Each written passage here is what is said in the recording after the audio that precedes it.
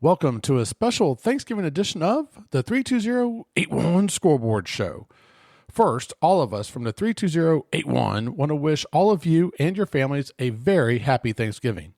In this episode, two teams from our area are moving on to the next round of the playoffs, while two were knocked out in the second round. We have the analysis for you right now on the 320-81 Scoreboard Show. It's time for the 32081 Scoreboard Show.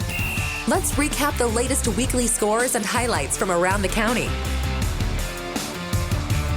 And thank you for listening to this playoff edition of the 32081 Scoreboard Show. As always, I'm the Todd, and as we're dwindling down teams here, we're going to go and check out how things went over with, I guess we could call it the fight of the fish over at the tank. We got Josh and James. JJ's joining us. JJ, I know you're doing good, but I think this game ended a little bit surprisingly for a lot of people, maybe even on both sides of the field. Yeah, it's kind of crazy. There's the Sharks were trying to avenge their earlier season loss to the Beachside and came out and dominated the game and won 38-3, which was an unbelievable offensive output for the Sharks, as well as an unbelievable defensive and special teams performance. So now, I know I was in Gainesville. Sorry to interrupt you, but when I was in Gainesville and you sent me a text with a picture of the scoreboard, I was in awe because I don't think it hit me at first that was still in the first half at the time of the score that you sent me with a running clock in the third quarter or something like that. Yep, halfway through the third quarter, scored the 38 points. It was 38-3 running clock, and that's not very common in playoff football. Now, I know we're going to have Kudo Mike on after you. I know he's not a happy camper after this, so it's going to be interesting to see what he says as I've been talking to him leading up to recording him. But, here's the thing also is that it seems like, we keep talking about Ponte Vedra, how they were getting better and better week after week since that Nease game even, and since Talon Babin came back and, everyone's just been playing better, not just the defense, but special teams and also on the offense, getting the balanced attack with Winkles running the ball. And, of course, Cole being injured, still doing what he has to do methodically, moving the ball down the field in the air, not having to put everything on his shoulders. But this one, you guys scored some serious touchdowns. And I heard the defense was just amazing. But can you also talk about that? Because also you had if I remember correctly, a block punt that was also returned for 6. Yeah. So, talk about a team win, right? Hard-hitting defense, precision offense, that was the theme of it. And then, as we have spoke before in the past, defense also includes special teams, and that's one of the strong areas for the Sharks. Blocked a lot of punts this year, have a great field goal kicker that has unbelievable range, which is a tremendous advantage. And, everybody was there to just dominate. And so just for perspective's sake, Cole efficient, 15 for 19, 191 yards, 4 touchdown passes. And by the way, that's the 4th time this year that he's had 4 touchdown passes in a game. And he's throwing them to the corporates that we're all used to. David Doherty had 2, Jack Berquist had another one, and Alex Winkles out of the backfield had another one. And so that offense was doing great. And then defense and special teams. You mentioned the block punt. That was by Carter Augustine. He blocked it, and then Talon Babin, our leader on the defensive end, returned that one for a 17-yard touchdown.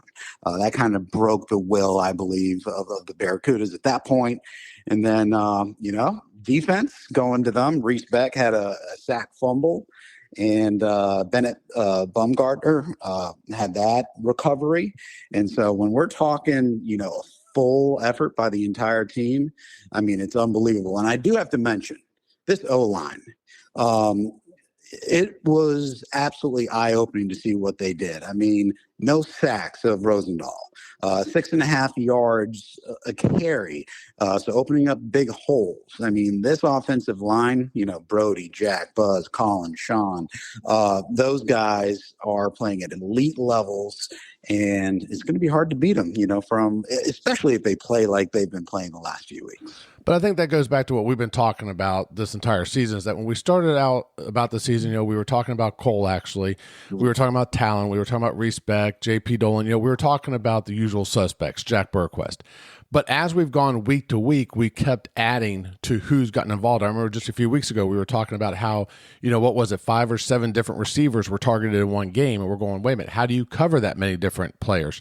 And it seems like that's happening across the board, whether it's special teams, defense, or offense. We keep talking about these players, and they're just getting better and they're getting more comfortable playing together. And it's coming together I hate to say it's coming together at the right time because that's cliche, but it really started coming together for them. I feel it started, as Talon was out, and I hate to go back to that, but that's, I think, a good benchmark to say, hey, in that Nease game when he got hurt and he came out, they started progressing a little bit. You and I were saying, hey, we can't live on the passing. You got to have a balanced attack. How long is this going to take? During that period, some of the kids stepped up on the defense. Talon comes back, and it seems like since that period in time, everything just started gelling for them. Everything started balancing, and now we're seeing as they go into this, next round against Maitland. They're just clicking on all cylinders right now, everywhere across the ball. It's insane. Yeah, totally agree. With Talon being out, it required other people to step up. When the leader of your entire team, and obviously the defense, goes out, it makes other people look themselves in the mirror and say, all right, I was relying on his energy, his playmaking ability. He's out. We got to step up as a team. And so what happened is that all these other players stepped up and made game-changing plays when he was out. But when he came back, they have their identity of saying, you know what? He's our leader, but I can make plays too. And it was great to see. And just thinking about the entire season and why Ponte Vedra is where they are at this point is turnovers. Ponte Vedra in total for the entire season has 10 turnovers, 8 interceptions, and 2 lost fumbles for 10. Now, what about our offense? Well, we scored 57 touchdowns. That's almost a 6-to-1 turnover to touchdown ratio. Yeah. That can continue if the O-line protects Rosendahl and he is efficient as he's been all season. If our defense continues to turn the ball over, which, by the way, I don't think that stat even includes some of the block punts and some other things that the special teams players have done. It's going to carry over, and that's at least the hope. If they can stay consistent with what has gotten them there and stay efficient, play tremendous defense, turn the other teams over, not turn the ball over, they have a good chance to, hosting Maitland here and have that opportunity to be in the Final Four for the first time since 2016. Now, you mentioned about Maitland coming to town. I do want to ask you one thing real quick, JJ, that a lot of people probably take for granted, and that's having home field advantage. And when the Sharks got that number 1 seed and they knew that they had the home field advantage until the Final Four, let me ask you this. Obviously, I'm going to stay away from the fan side because everyone knows you're going to pack your house. It's your home. You're going to get people in the stands, and it's going to be electric for you. But really, from your standpoint, and as much as you're embedded with this team, would you say, how are you seeing the Sharks react to being at home? Because it's got to be a really big benefit for them to be able to sleep in their own beds, hang out at their house, and not only that, but stay on their schedule. They don't have to have a schedule to where they know they're going to have to jump on a bus and they're going to have to travel somewhere. They're able to have their, Coach Price is able to have him and his coaches and players go through their same routine week after week and get ready for a game. So are you seeing, I know it sounds like a crazy question, but I got to ask you, are you seeing basically a comfort level with this team in being able to ride this number 1 seed and being able to play at home and maintain their schedule and, kind of like the creature comfort to playing at home? Of course. And routine is everything, especially for athletes. And you said it, sleeping in their own bed, being at home, not having to deviate from their normal schedule is a tremendous plus. And then don't ever forget the student section. Oh, yeah. Yeah. I believe this week it's going to be a blackout. And so I'm excited to see the energy, the fans coming out, the parents support, the student support. I know that there's a campaign and effort right now for sponsors buying tickets for those in the community that may not have otherwise come. So free tickets are going to be given out. I don't know how. I think that's out in social media.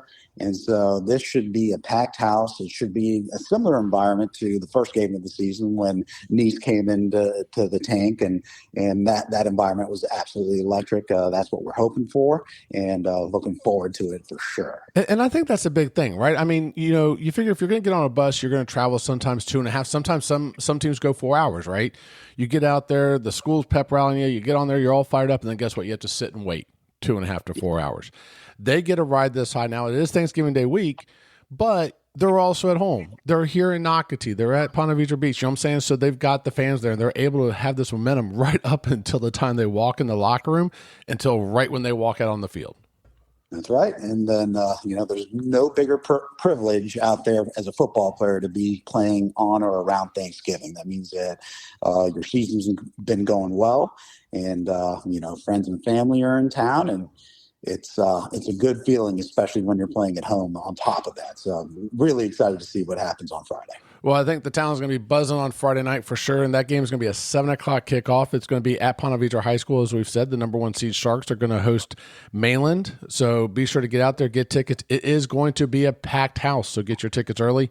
And as I've always said, when you go to a packed game over at Ponte Vedra, make sure you pack something to drink or eat afterwards, because you might be waiting a little bit to get out of that parking lot. So No it's going to be a trip. So, JJ, thank you very much. Hopefully we'll be talking to you next week, and we'll be talking about the Sharks traveling to the Final Four. Hopefully, fingers crossed. All right, you take it easy, and we'll talk to you soon. Thank you, sir. All right, we wrapped up with Josh and James over at the tank, and now we're going to flip to the other side of the field, and we got Kuda Mike with us, and he's actually live in Pennsylvania. Kuda Mike, thank you for joining us. No problem. No problem. Love Happy of football, Tuesday. Talking all over the place. I mean, you're just all over the country. Look at you. I know. Hey, listen, Craziness. I don't want to reiterate from your side what happened, because I know it was a big loss and things didn't go right for the Barracudas. When you look back on the season, how proud are you of this team and what they've been able to accomplish in such a short period of time since their existence? It was a great season for all the boys. They battled through every game we played this year. It was a exciting times when we started the season off, and they went through a little low there. And at the end, they came through and won the district championship, and that was the most important part of the season. I think a lot of them will still wish we were playing this weekend, but they battled. That's all we could ask for. Great season for Beachside. Now, let me ask you this also. Being on the other side of the field, though, on the game, one thing I was talking to JJ about before you came on was how everything started clicking at the right time for Ponte Vedra. So do you have any opinions on how you see Ponte Vedra as they face up against Mainland this week? Yeah, that should be a good matchup. If they do what they did against us, they should go to the state finals at this point. They're clicking on all cylinders. They're catching, they're tackling, they're blocking. So they're going to have a deep run. Well, listen, man, I don't want to keep you. I know you're busy in Pennsylvania. I appreciate you joining us. And also, listen, hey, man, I want to say I know you and I go way back. And, I want to wish Marco, your son, the best of luck. I mean, heck, he's pretty much like my son, too.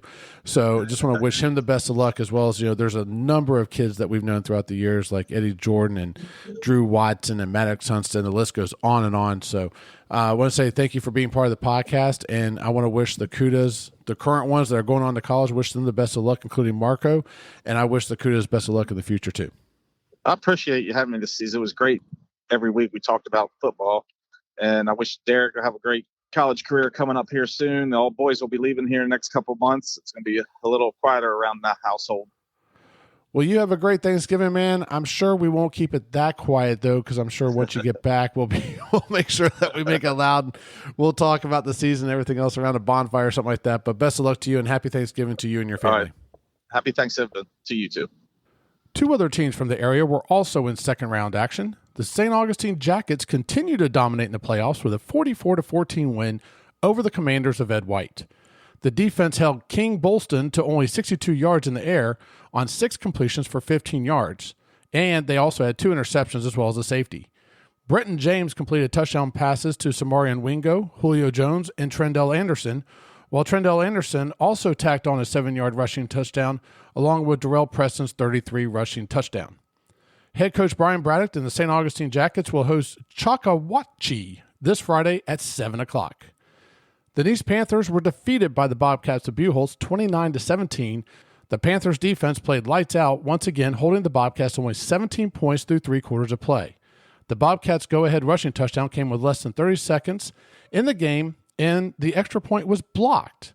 The Panthers got the ball back on the ensuing kickoff, but the Bobcats defense, who held them in check, picked off Nease's quarterback for a pick six on the first offensive play following the kickoff for a final of 29-17.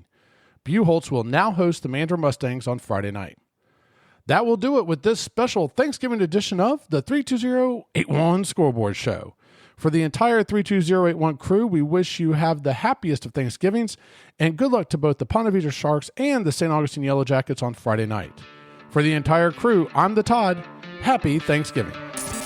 Thank you for listening to the 32081. We hope you enjoyed today's episode. I love the show, guys. You're awesome. Please don't forget to subscribe to the show so you can join us for the next episode. I never miss an episode. It's the best. Until next time, take care.